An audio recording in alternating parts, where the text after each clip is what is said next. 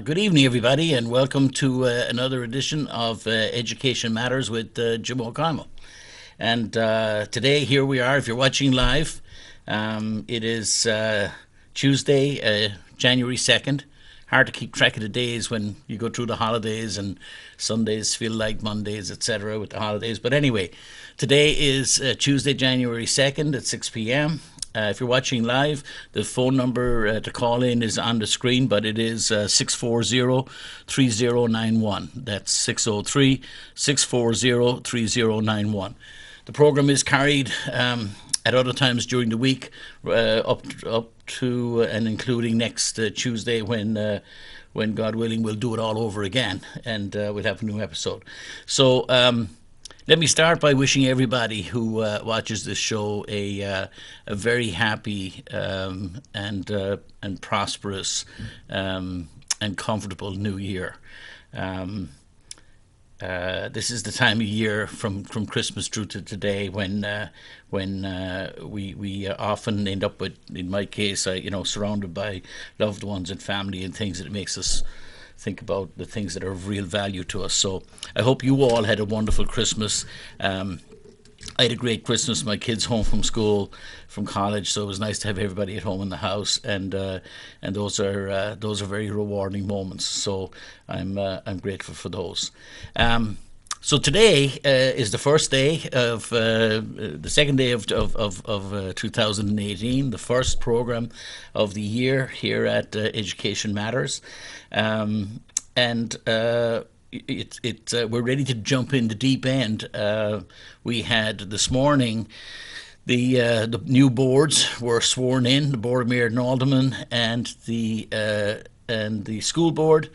And of course, most importantly, our new mayor, Joyce Craig. So I wish Joyce Craig, Mayor Craig, the best of good luck for the coming 2 years.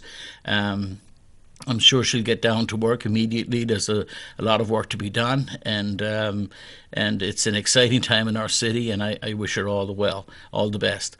I hope that our boards can see their way to doing the right thing and leaving partisanship at the door, and doing the right thing, especially for our school district, that it be properly funded and properly supported over the coming 2 years.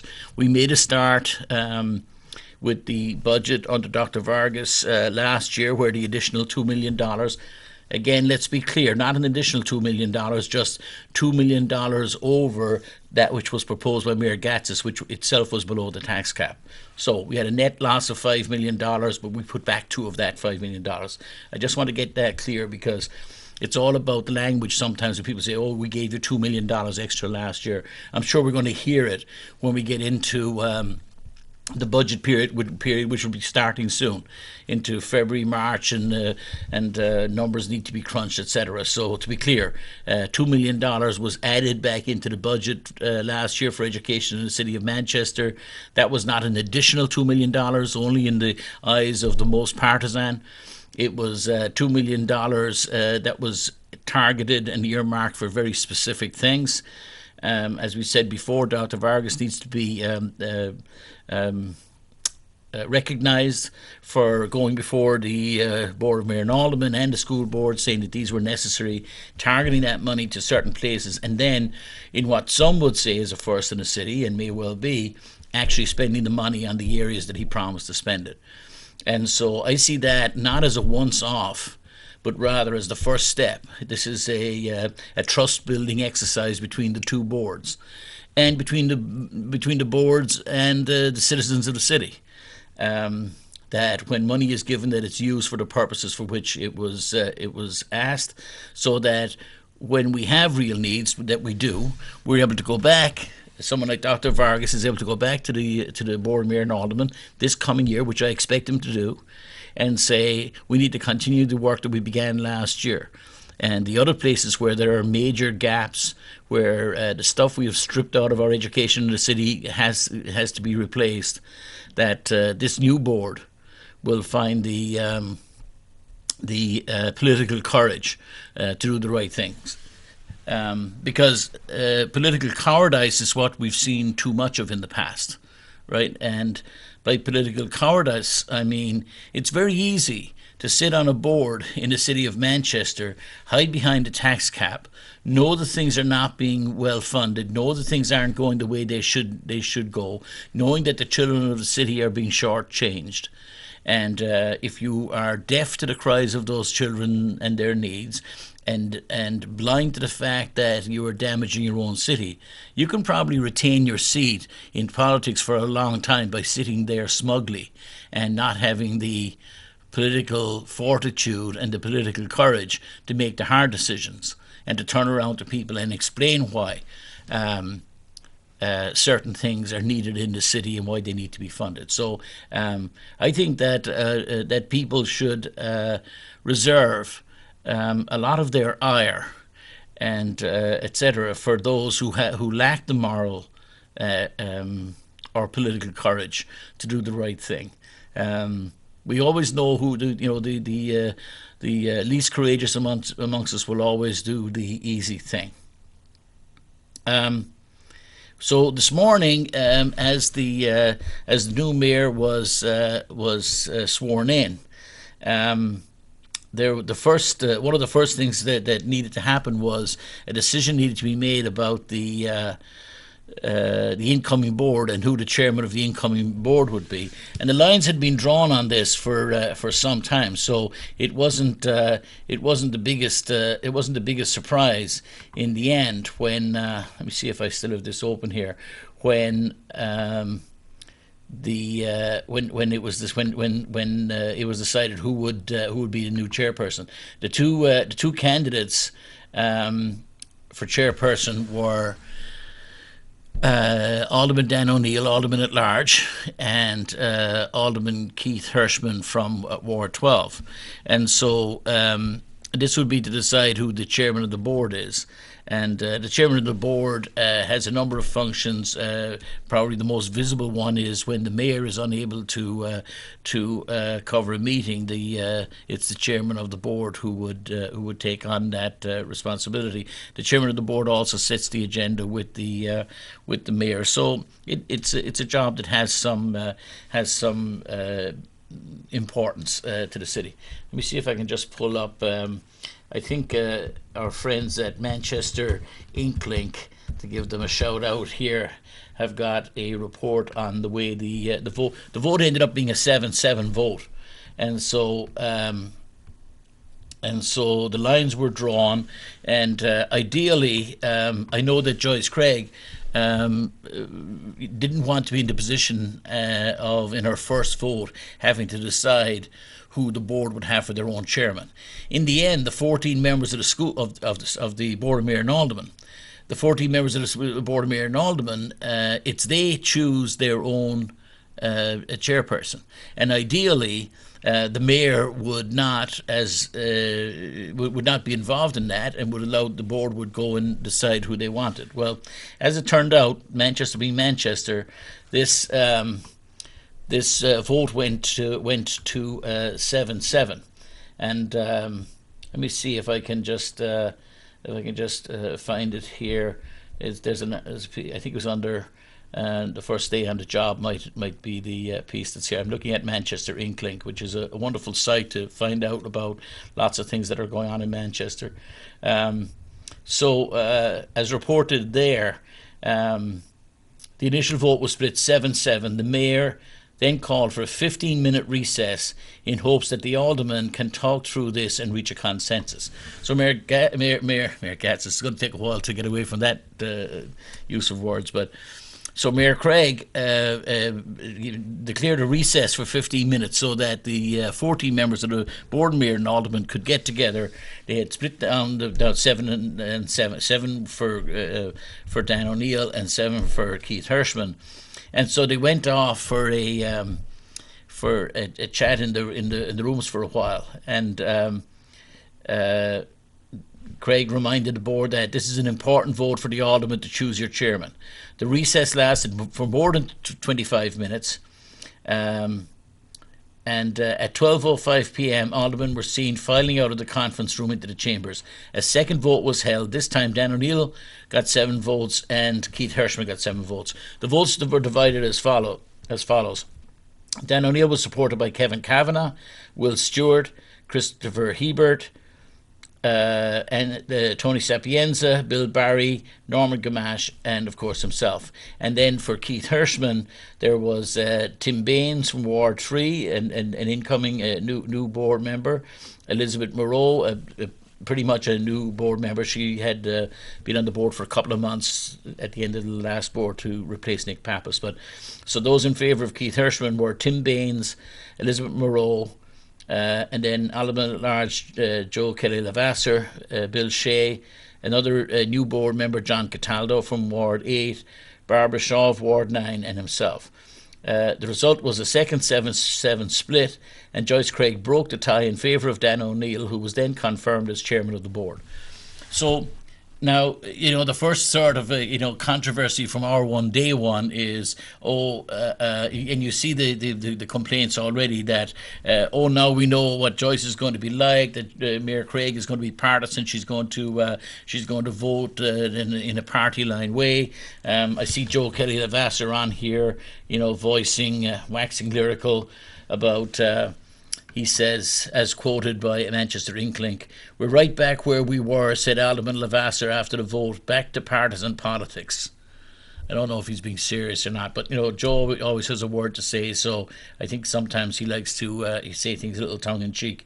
The mayor broke the tie in favour of her party. It looks like it's going to be a long 2 years of resistance. But just to be precise, there is no party declaration in the city of Manchester, but let's say that everybody knows that who have party affiliation. So Tim Baines ran as an independent, so there's no party affiliation there, as far as I know. His dad was a Democratic mayor, and then we have Bill Shea, who's a Democrat, and Barbara Shaw, who's a Democrat.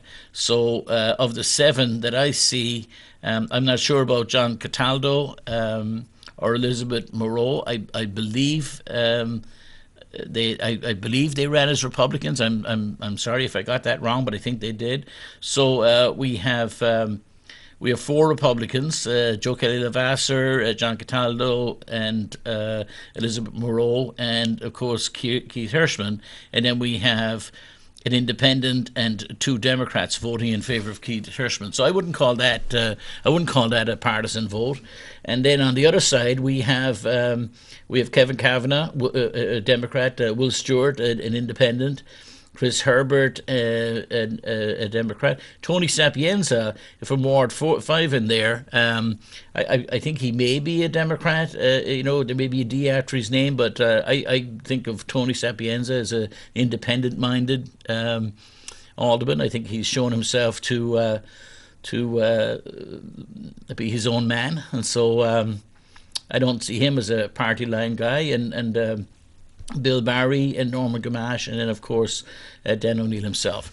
The other thing is, to be fair, this is a quandary that I'm sure Mayor Craig didn't choose to want or have, and I think the first thing that should be done is to remove her from any slights that people want to throw around. For Joe Kelly-Levasseur to sort of saying, that accuse her of partisanship, I think that's kind of cheap.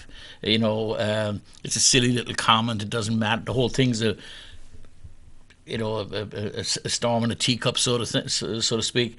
But in the end, what is she to do? Not because the Board of Mayor and Aldermen is incapable of reaching a mature decision amongst itself because of the immaturity of some of the members. Then she's supposed to just, allow this to go on for more than the 20 minutes or 25 minutes that it did. Pick somebody, move on. Secondly, when you're picking somebody, who would you expect her to pick? The people of the city voted, and they voted resoundingly in favour of Joyce Craig. And Joyce Craig espoused a set of policies for this city that are some of them very similar to the previous administration of Ted Gazz's, many of them very different. And the people who are in line with that difference are the people that were supporting Dan O'Neill. So I don't think it's that complicated. Secondly, Dan O'Neill has been in the city for a very long time, and besides the fact that he's a fellow brother of mine in the Ancient Order of Hibernians, I'd be able to put that to one side when I don't disagree with when I disagree with Alderman at large Dan O'Neill. I have no problem with disagreeing with him publicly and or privately. But he has been there for a long time. Prior to the last board, when Pat Long, I think surprisingly, Pat Long was named as chairman of the board, and there's a whole history in there, and you can, those of you who are interested in the internecine nature of local politics can go in and wonder why a long-time chairman of the board was displaced by a member of his own party on the votes of the members of the opposite party, and then that person loses their seat 2 years later. You know, you can. There's grist for the mill, right? There's plenty of thinking and talking we could do about all that. But the bottom line here is this is not a big issue. The board voted 7-7. The board, disappointingly to someone like me, I expect bigger people with bigger minds and a larger view of things to act differently. In the end, if none of them wanted to move off the positions they were in, then fair enough. Then the mayor gets to decide, and the mayor decided. And she, as far as I'm concerned, she did the right thing. And this is not because I dislike Keith Hirschman. I have said many times about Keith Hirschman that if you are a fiscally conservative and perhaps even socially conservative person, then you should like Keith Hirschman because you get what you pay for, and that's the first sort of rule. My first observation, or my first thought, is that are people true to themselves? Are they true to the people who voted for them? Well, Keith Hirschman's going to make no apologies about it. That I know I can expect, not always, but often I can expect how Keith Hirschman's going to vote on certain things, and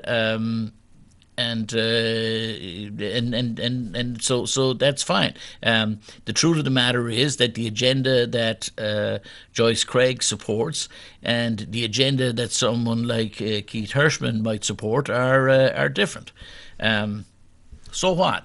Variety is the spice of life. In the end, I expect this board in particular, because it's diverse and, that 7-7 split, I see as a positive thing. I look at the names down through here, and I'm hoping there's no marching in step. I can see a couple of people who want to hang together, and their main objective will be like Senator McConnell in the Senate, whose first task is to defeat the leadership. And I think a couple of people on this board, their first task will be to defeat the mayor and to see that she's a one-term mayor. And I hope that's not the case, but I can see that happening.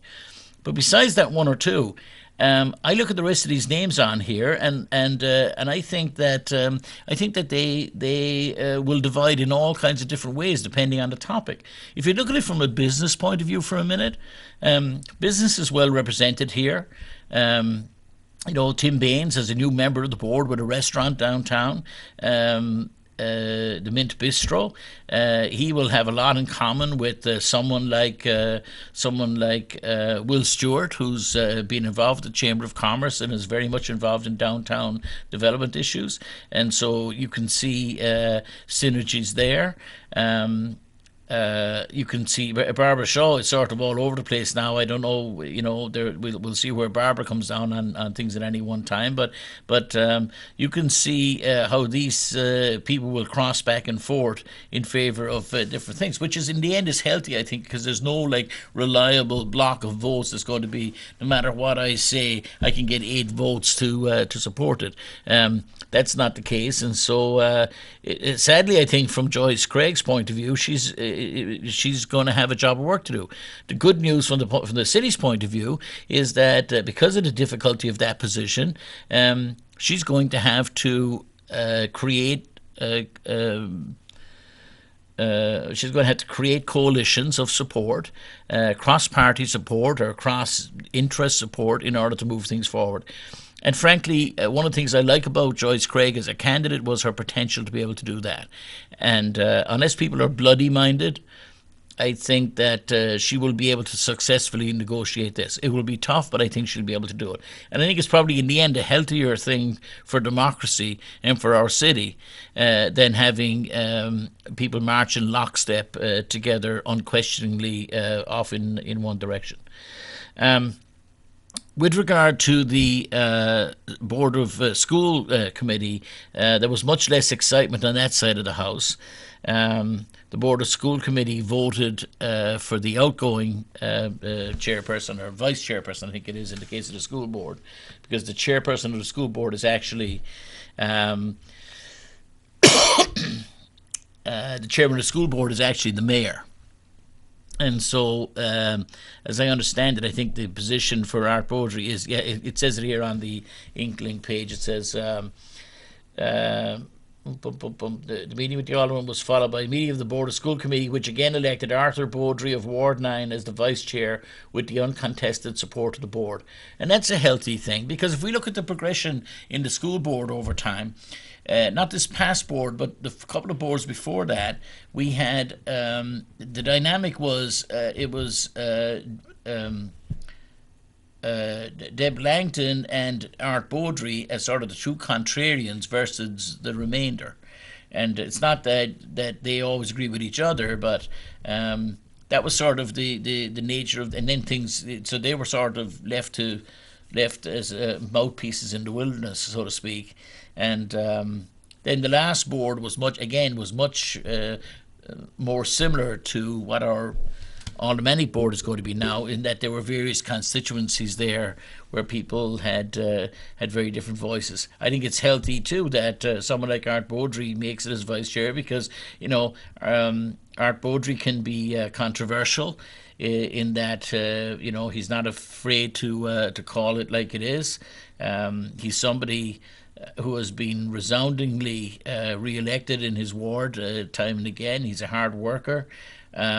I have no idea why he refuses to operate on email. But Art, if you can make it work, good for you. But other than that, it's sort of no change and steady as she goes. That does cover a much more dynamic scene behind that in that school board, and I'll be very interested to see who the assignments are and what the assignments are for the various subcommittees of the school board, and it'll be interesting to read those tea leaves as we go forward, because there was a lot of very funny or very odd choices made by Mayor Gatsis the last time in the choice of people to chair and to be members of various committees, and there was a touch of the fox in the hen house about some of them, and I thought at first he was trying to court controversy, and I still don't understand why it was all done the way it was done. In the end, it wasn't the most terrible thing, but it was very strange the way these subcommittees ended up. There were people obviously who had talents in one area and knew a lot about it, but they weren't given a position on that particular subcommittee. They were given another one. And so I'm going to be reading tea leaves with regard to the subcommittee assignments. But right out of the box, I expect these two committees to begin to work hard. It's 24 months, a maximum of maybe 48 meetings over the 2-year period, and there aren't really 48 because that's a 2 a month, right? There aren't meetings in the summer, so usually in July or August, one of those 2 months is a month off. And again, there's a meeting or two missed around the Christmas holidays time. So, you're down to maybe 40 meetings in total over your 2-year period in office. And to take up, a third of that with some honeymoon period that goes on for 4 or 5 or 6 months is not purposeful. And in this case, the biggest challenge that these committees are going to have to face is the budget challenge. Sadly, that there's a big budget crunch coming in the city this year, because of employee contracts. That allied to continued downshifting from the state is going to put the city in a world of hurt when it comes to our finances for the coming year. It'd be good to get into that early and have it resolved so that the city can get on with the exciting things that might be done. I'm hoping that we're going to see a Mayor Craig come out of the corner office, and I think one of the big contrasts that I would like to see, and I'm hoping for, between her period of mayor and Ted Gatsas is I expect her to engage regularly with the congressional delegation, and most importantly with our politicians in Concord. There needs to be a serious voice talking back against some of the nonsense that's going on in Concord. And previously, we've had individuals like voices crying in the wilderness, one at a time. But I would like to see, as I've said before, I would like to see Mayor Craig get together with the mayors of Nashua, Portsmouth, and Concord, and even Keene, and speak loudly and forcefully on behalf of the cities of Manchester against some of the anti-urban view that in my opinion exists in New Hampshire. So that's one of the things. The other thing is that when we've tried to in the state of New Hampshire, whatever it's been, there's a whole area of things that Mayor Gatsas did not support. And so the first among those was commuter rail, and so commuter rail has been held hostage to the I don't want to be unkind, so to the views of Mayor Gatsas and others in this state for a long time. I think it's clear that our business leaders want rail. We have Governor Sununu twisting like a sheet in the wind on the issue of rail, because in the efforts to bring in the new Amazon second world headquarters into the state, he was put in writing that if they came in, that they would, that he would support building a commuter rail. So now I don't know what that means if you're Governor Sununu. So you do support commuter rail, but only if Amazon comes in. So I guess General Electric and Fidelity are not big enough for you. So the thousands and thousands of employees that Fidelity have at Merrimack, Fidelity doesn't deserve a commuter rail, but Amazon does. Because what you're basically conceding, Mr. Governor, and those of you who support him, is that commuter rail is a necessary component of economic success in the southern New Hampshire and even throughout New Hampshire area. And you haven't done it up until now because of political grandstanding, and getting cheap votes out of these things instead of actually solving the state's problems. So I would hope that we can see a change there, with a demand coming from Texas Instruments and Oracle Dine and GE in Hooksett and Fidelity in Merrimack and many others. And with the loss of the insurance company, whichever one it was, who announced they were leaving the state a few weeks back, maybe that's the canary in the coal mine that will have people actually pay attention and say we got to do the right thing. So the the reason why I concentrate on education and the reason why I'm interested in education is because besides things like enhancing the airport, enhancing infrastructure, commuter rail, etc., besides those things, the single biggest thing that can act as an economic engine in the state of New Hampshire is education, and that's education all the way from kindergarten through to college and even postgraduate studies in colleges. And so, to that end, I want to talk about the Senate Bill 193 that is coming up for a vote tomorrow. But before I talk about that, I did want to spend one more time to talk about Ted Gatsas and as mayor. And there was a piece on the union leader that Paul Feely wrote a piece. He did an interview, sort of an exit interview with Mayor Gatsas. And, when Mayor Gatsas was having his final day in City Hall a couple of weeks back, I attended that meeting, and there were lots of people there, lots of department heads and others who spoke and were very generous in their comments about Mayor Gatsas, and I thought pretty long and hard before I decided that I would go up and say a couple of words, and I did this because I thought it was important to recognize somebody who I disagree with fundamentally, somebody who I worked to defeat in the sense of supporting Joyce Craig, which I did both this time and her previous time when she ran first, and I did that because I could not get Mayor Gatsas to see eye to eye with me and the people who think like me about how important our schools were and funding them properly. But I did want to make the difference there between a political disagreement and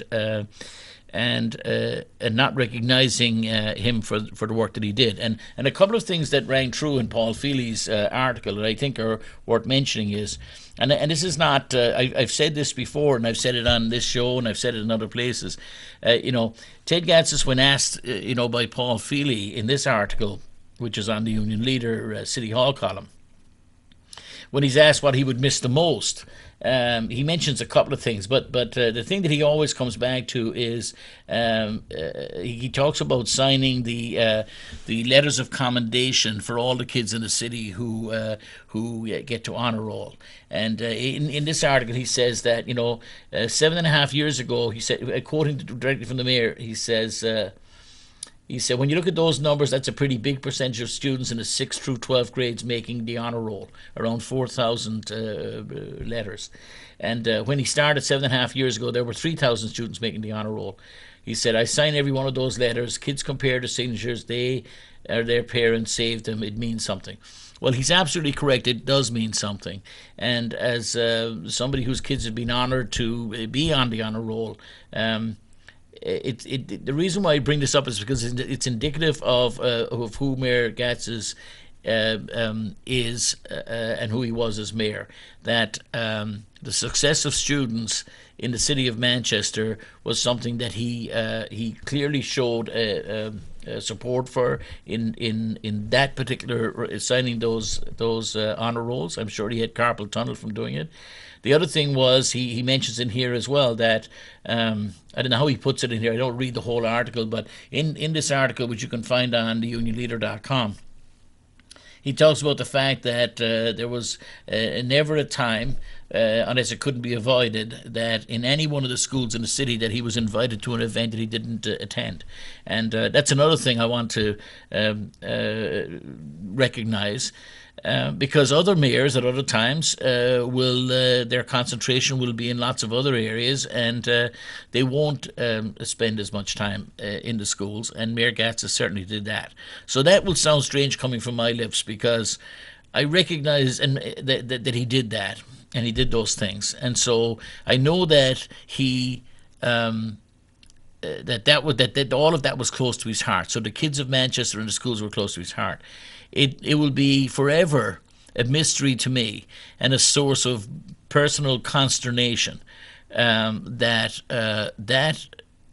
I and others were unable to convince Mayor Gatsis that the right thing to do for the kids of the city of Manchester was to make sure that they weren't in the least well-funded schools in the state and that they weren't in classes that had the least number of teachers in the state. And somehow the great mystery for me with regard to Mayor Gatsis and his overseeing of the school district, there's the whole thing of pushing out the surrounding towns, which was a disaster. But the other big mystery for me was, how can you be somebody who clearly loves kids, because that's obvious, clearly is interested in schools, because other mayors would go to way more ribbon cuttings and way more industrial think tanks and way more political meetings. Mayor Gatsis wasn't known for hanging out with, some, at some, group of political hacks or something. So how can you have this love for schools and or love for children and an empathy with them and understanding of them? He had an ability to talk to them.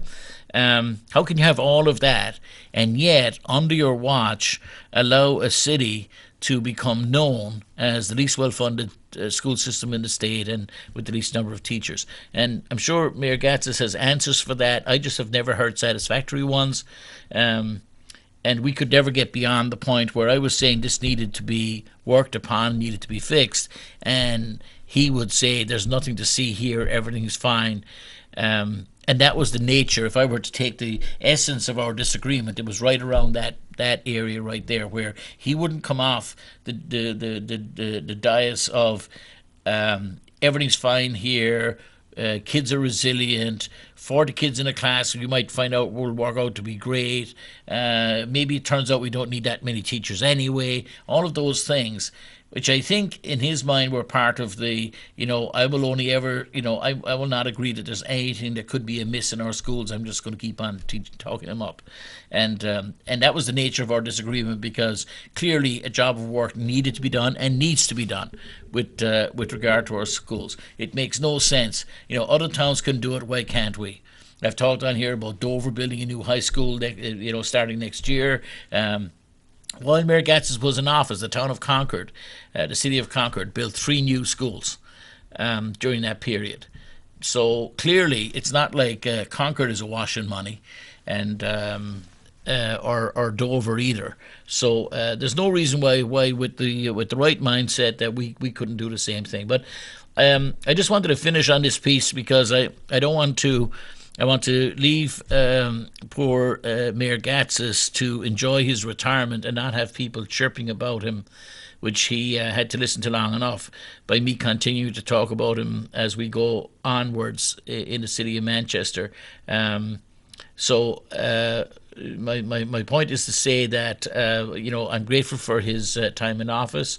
The truth of the matter is that there's a lot of wrapped up potential in this city. I could talk about how I think the potential could have been realized to a greater degree by now, but let there be no doubt that the city, other than its schools, the city is ready to go to the next level, and I'm hoping that Joyce Craig will take it there. Let me go on from here to talk about a bill that's going to come up for vote, I believe tomorrow, in the state house, and it's a terrible bill, and I have my good friend Kathy Staub wrote an op-ed piece, again in Manchester Inklink. This is like Manchester Inklink Day here at Education Matters. By the way, the number is 640-3091 if you would like to call in. But in her opinion, in a piece called The Soapbox, Kathy Staub wrote a piece, and I'd like to read it for you. It's available at ManchesterInkLink.com. That's ManchesterInkLink.com. And she writes, When the New Hampshire House reconvenes on January 3rd, one of the first bills they take up will be Senate Bill 193, a school voucher bill. I could argue that the bill is bad because vouchers are a significant weapon in the extreme right's assault on public schools, teachers, and knowledge in general. I could also point out that this bill undermines our New Hampshire Constitution, which explicitly states that no public money should go to religious schools. However, I think I will just stick to the cost.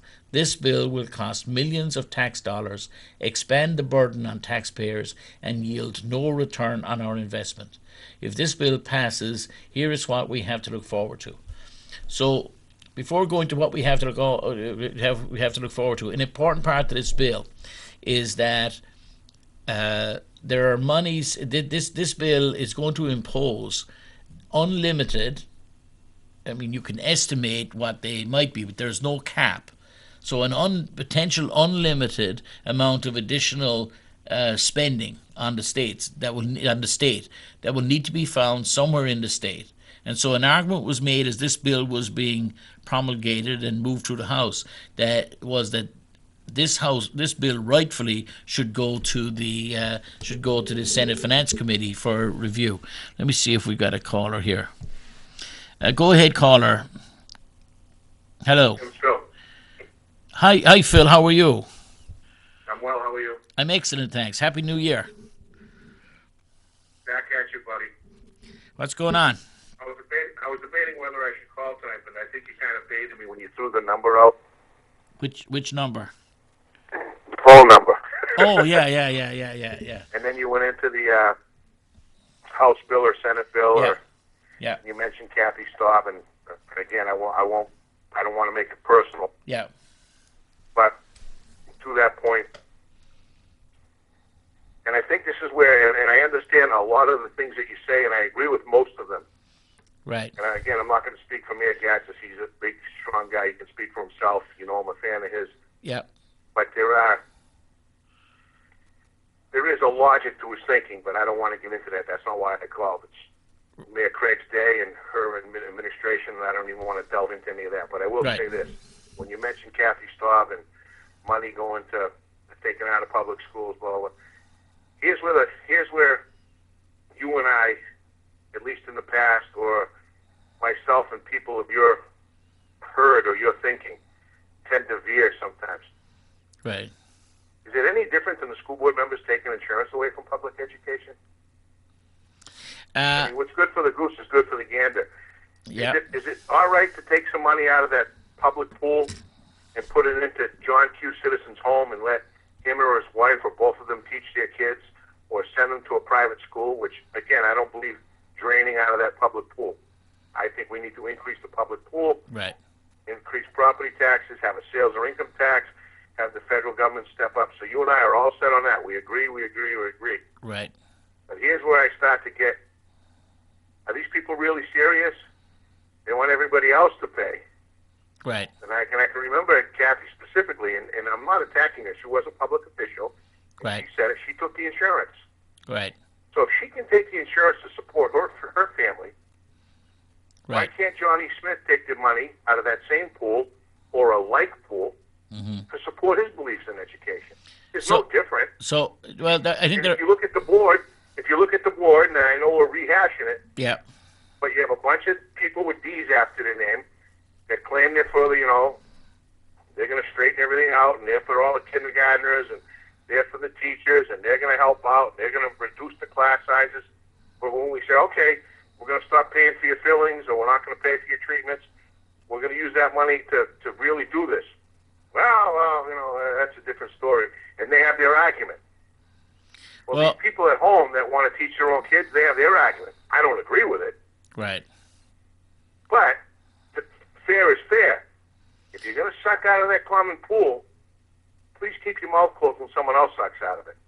Right. Well, you and I are agreed on the fact that there should be no sucking out of the common pool, right? So, Right. Yeah. I'm reading the article that Kathy Staub wrote because she's the one who wrote it, and she makes the case and makes it very compellingly that she calls this a turducken of a bill, and it is a turducken of a bill. It's probably unconstitutional, but as you and I know, I mean, this is where you and I might veer apart again, because as you and I know, The difference between these two things is massive because they're not the same thing.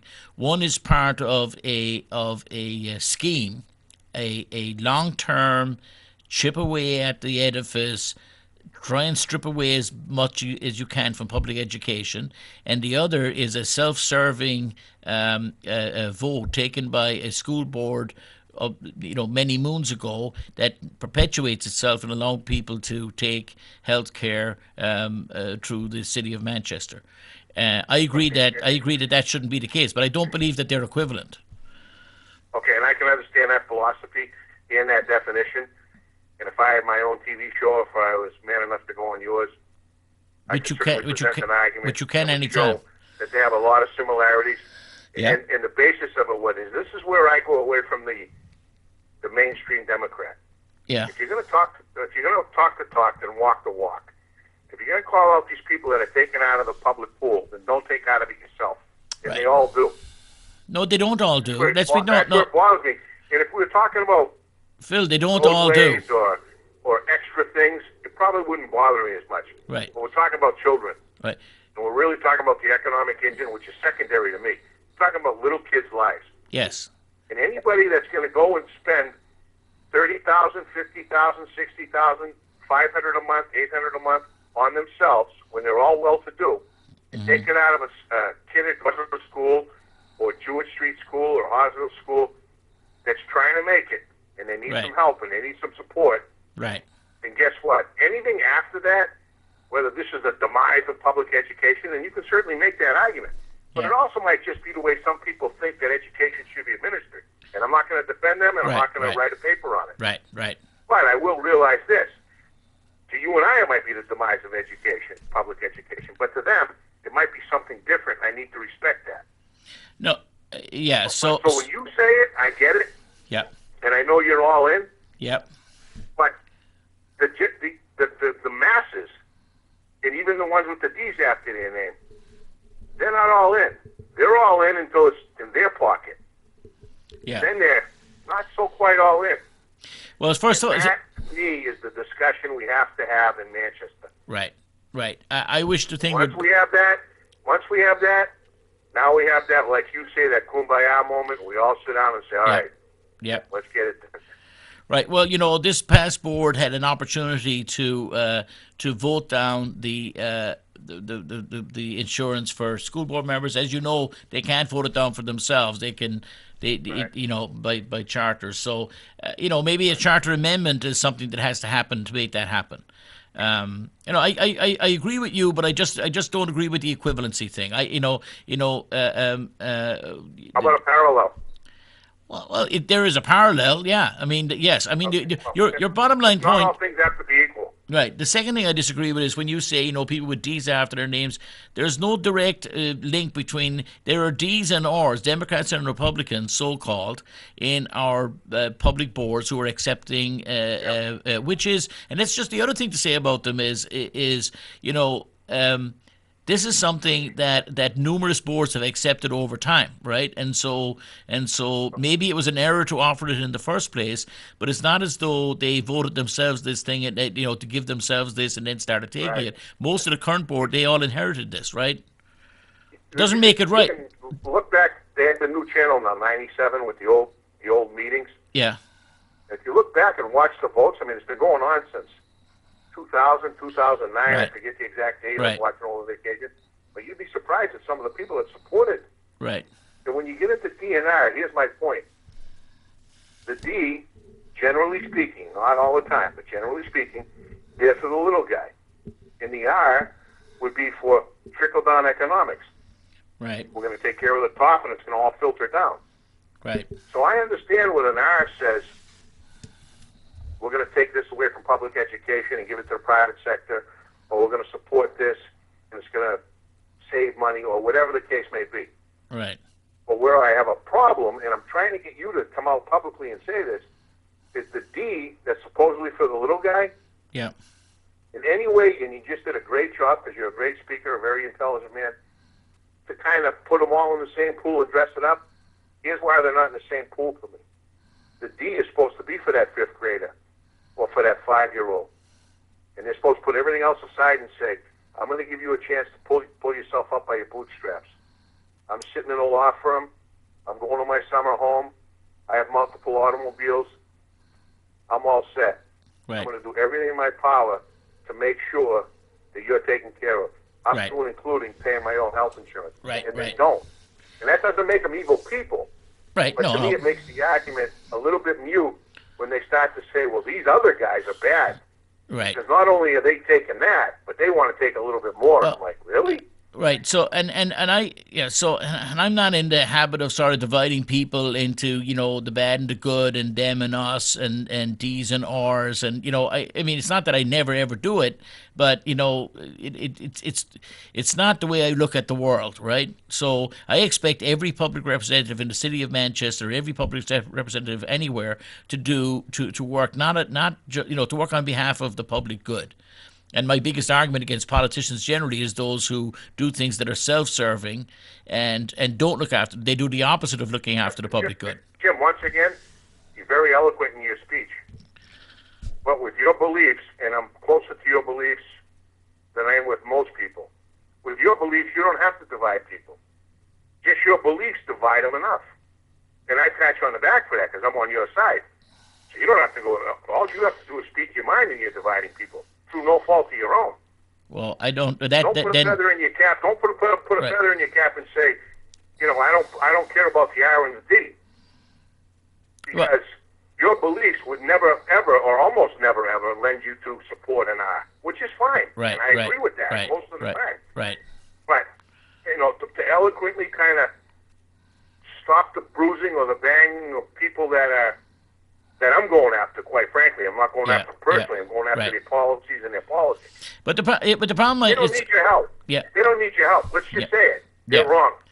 right. Forget the R, forget the D. Yeah. They're wrong. So I don't. There is no controversy here, right? I'm agreeing with you that that public representatives in the city of Manchester should not be offered, nor if they are, should they accept public health care. It's not, so long as Right. there are children in need in this city. There's no reason why people who are better off than those kids Right. are accepting public good.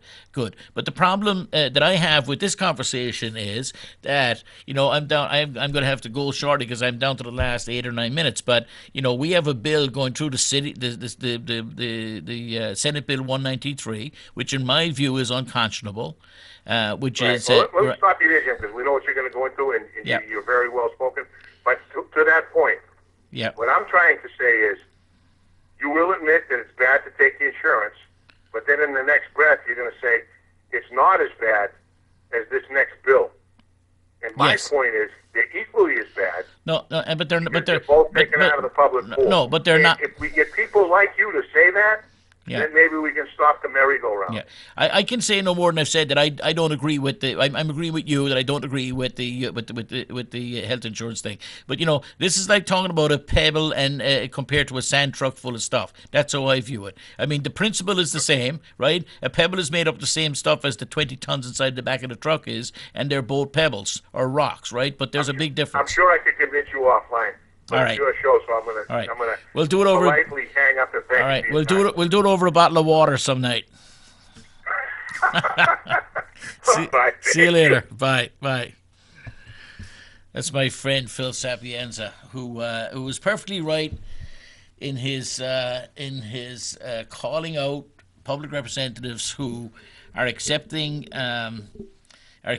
health care paid for out of the public purse in the city of Manchester, when some of them, if not all of them, but some of them are can well afford to go get their insurance on the private market, and there are kids coming to school in Manchester, as we saw a few weeks ago, without socks, and without adequate clothing, and without the resources that they need, and we don't have enough teachers, and we don't have it's things we don't have. So I agree, but but this attack on the public schools is a different. I don't agree with Phil on this issue that these things are equal, because this attack on the public schools is an attack on the public schools, and the people who are fiscal conservatives should be paying attention to this, because these monies that will be taken out of the public school system, the bill commits itself to anything over 1/4% So the first 400 and some thousand dollars of cost to the city of Manchester, Manchester would have to bear itself. Anything over 400 and whatever number of $1,000 of cost for this bill um, will be paid for by the state of New Hampshire. Now, the state of New Hampshire, the reason what I was saying as Phil was calling in, the state of New Hampshire has no financial vehicle to do that. They're not identifying where the funds should come from. There are no funds to do it. So if 1% of kids in the city of Manchester decide to avail themselves of this, then that would cost the state of New Hampshire about in Manchester about $1.3 million. Sorry, 1.3 or $1.4 million a year. It will cost the state of New Hampshire will have to find that additional money to make up the lost money in Manchester. Because 1% of our budget, ladies and gentlemen, is 167 million. So 1% of our budget is 1.67 million dollars. So that's the kind of money that has to be made up. The city says we'd have to absorb the first 400,000. The remaining 1.27 will have to be found somewhere in the state to pay for it. Now, the reason why this bill shouldn't be passed tomorrow in the state legislature, but should be sent out to the finance committee so that a number is put on the bottom of this bill, which they won't be able to do because it's an open-ended bill. There's no number to top this off. So what really annoys me about my so-called fiscally conservative friends is when it comes to attacking the public school system, they have no problem with writing a bill that's got open-ended spending on it with no identified source for that spending, and then that's fine. The other thing that's an anomaly in this bill, which former school board member Kathy Staub points out, is under this bill, anyone making less than $73,800 for a family of four, or $86,000 a year. Now, by the way, $86,000 a year for a family of five, that's higher than any teacher, even a teacher with a PhD, and 15 or 20 or 25 years of service makes in the city of Manchester. So every single teacher, all of them, would qualify to get this funding for their school, for their kids, if they wanted to homeschool them, or put them in if they want to put them in a private school. If you have a kindergartner or a first grader you were planning to enroll in a private school anyway, and you meet the income requirements, you could apply for a voucher and receive it. The voucher is renewable every year, so you can see how the 5 years down the road, a significant number of students in private schools will be supported by public funds. I think we have a call coming in. Hi, caller, go ahead. We've got an Irish guy. Cause when I decide to smile, oh, Danny boy. Do you have? Would you like to? The sing song is starting at 7. Thank you for calling in. I have to run because I have I've got a deadline here. Thank you. There we go. So a guy who knows his Irish songs. So this money, right? So you would have the potential to get, for instance, she says here, a New Hampshire person who works full time at minimum wage at $7.25 makes $14,500 a year. A homeschooling family with 3 children that meets the eligibility requirements for free and reduced lunch will receive a check for $15,000 a year to homeschool their kids. So anybody in the state of New Hampshire today who has 3 kids at home, if this bill is passed tomorrow, they could say, I'm not going to go work for my $14,500 on my minimum wage. I'm going to just stay at home. Whether I have a clue, whether I'm capable of teaching these poor children or not, whether I know anything or not, I'll just keep them at home and I get a check from the state of New Hampshire for $15,000, money that is not identified, that's going to be sent home to those people. The point about what's going about that is these are the people who are going to vote for this, so-called fiscal conservatives, are always talking about, work for welfare, etc., that people, if they're going to get welfare, they need to be drug tested, they need to be, they have to look for a job every day. But they're going to support a bill in Concord tomorrow, which would give $15,000 to a minimum wage earner in the city of Manchester or all across the state with 3 kids who may or be somebody who's opioid dependent, who may be or maybe not somebody of of questionable morals, who may or may not be somebody who's academically and intellectually capable of teaching children or not. There are no requirements in that regard, and no one's going to be drug testing anybody. No one's going to be making them look for a job. No one's going to be checking to see if they're capable of teaching anything. To anybody, but we're going to take money out of the state coffers and we're going to hand them $15,000 for a family of three, $20,000 for a family of four, maybe four if your kid is identified. And this monstrosity of a bill, or as Kathy Staub calls it, a turducken, is going to be passed, or is likely to be passed tomorrow in Concord. I would ask people watching this show to reach out to their public representatives tonight and tomorrow and demand that this bill be struck down and not be passed. It is a boondoggle. It is a sop to the far right. It is a bill written way out of state and brought in here to see if we can get the thin end of the wedge of continuing the destruction of our public school system. Ladies and gentlemen, I'd like to thank my callers, both of them, for calling in, and I wish you a great week, and I look forward to seeing you next week again. Thank you very much, and good night.